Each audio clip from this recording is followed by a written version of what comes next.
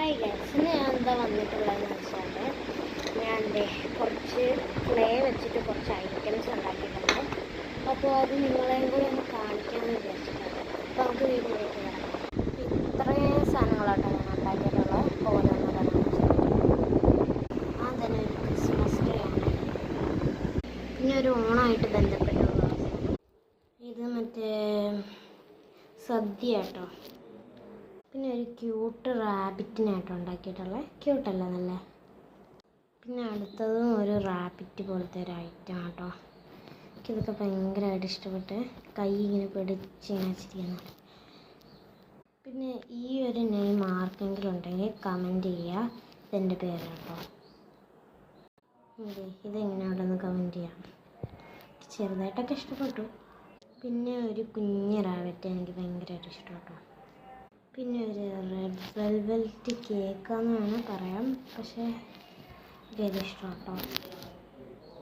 പിന്നെ അത് ഈ ഒരു പേർപ്പിൾ പൂവാട്ടോ, നല്ല രസമുണ്ട്. പിന്നെ വീണ്ടും ഒരു പൂവുണ്ടേ. പിന്നെ വീണ്ടും ഒരു കേക്കാട്ടോ. അതേ നമുക്ക് ഈ ഒരു കേക്കൊക്കെ ഇഷ്ടപ്പെട്ടൊരു കമൻറ്റ് കേട്ടോ. പിന്നെ അടുത്ത ഒരു കേക്ക് കേട്ടോ. ഇതാണ് എനിക്ക് ഏറ്റവും ഇഷ്ടപ്പെട്ട കേക്ക്. ഇത് വീഡിയോ കാണുന്നവരല്ല, പക്ഷേ ഇത് ഭയങ്കര രസമാണ് കാണാൻ. വീഡിയോയിൽ കാണുന്ന പോലെ അത്രയ്ക്ക് കൊള്ളൊന്നുമല്ല. ഇത് നിങ്ങൾ നേരിട്ട് കാണും, നല്ല രസമായിട്ട് കാണാൻ. പിന്നെ ഒരു റോസാപ്പൂ,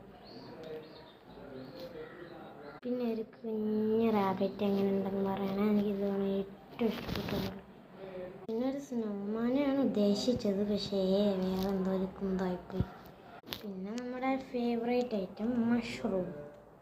ഈ ഒരു മഷ്റൂം എത്ര പേർക്ക് ഇഷ്ടമുണ്ടെന്ന് കമൻറ്റ് ചെയ്യണേ. എനിക്ക് ഭയങ്കര ഇഷ്ടമാണ്. എൻ്റെ നെയിമിലത്തെ ആദ്യത്തെ ലെറ്റർ ആട്ടോ. പിന്നെ ഒരു കുഞ്ഞ് ഡോണട്ടാണ്.